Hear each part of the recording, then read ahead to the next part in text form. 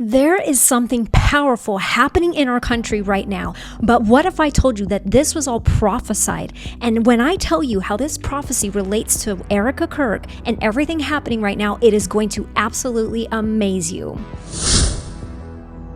There has been a true turning point in our nation. Everyone can feel it, believers and non-believers alike. Something powerful has shifted since the killing of Charlie Kirk. My family and I got the incredible privilege of attending his memorial, but something incredible happened that day that was actually prophesied many years ago by Kim Clement. Kim prophesied in 2012 that there was great corruption and bitterness in the hearts of the people of America, and that this was blocking things in the spirit, but that there would be a strange turn of events that would expose the evil.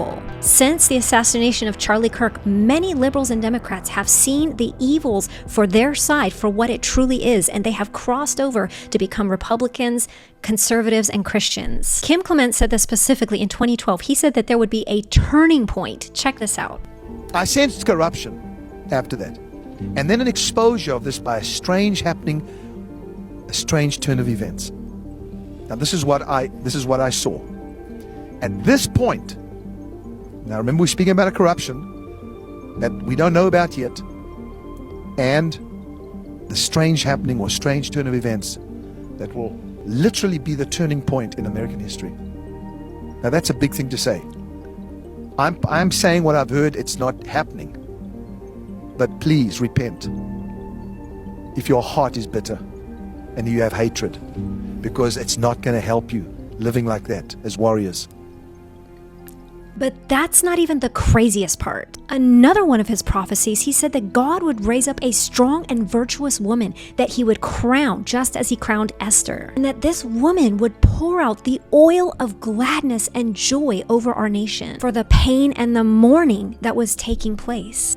At the memorial, Charlie Kirk chose in front of millions of people to forgive the man who took her husband's life just 11 days ago. I'm not sure if most people, or even if she, understood the powerful thing that she unlocked by doing this. No doubt she has inspired countless others to have the courage and the strength to forgive people in their own lives. And here is why this is such a powerful moment in our country right now. Jesus tells us to love our enemies and to pray for those who persecute us and to forgive people 70 times 7. As Erica stated in her speech, Jesus, even while being hung on the cross, said, "Father, forgive them, for they know not what they do." Jesus tells us a parable about someone who, even though was forgiven a great debt that he owed by the king, would he himself not forgive someone who owed him a small debt? And therefore that person was turned over to the tormentor. I believe for far too long our nation has been turned over to the tormentor, and demonic forces have been destroying our lives. But the power that was released by Erica's choice to forgive has been the healing oil of joy that has been released over our nation. God says in 2 Chronicles 7:14, "If my people who are called by my name will humble themselves and pray and seek my face and turn from their wicked ways, then I will hear from heaven and I will forgive their sin and I will heal their land." There is healing that takes place when we choose to forgive. And then there's this. Another powerful thing that Erica stated was this call to return to God's design for the family. For people to get married, to have children, for husbands to become good leaders of the home and good dads to their children, leading as a servant for their families. I believe this call has inspired many people to return to God's plan for the family and to live as God intended us to live. Just as was prophesied, this oil of healing is now being poured out over our nation. God is restoring our country and undoing the works of darkness that have been ensnaring us. I personally talk about forgiveness all the time on this channel, and I want to encourage you, if you have any bitterness or hate in your heart,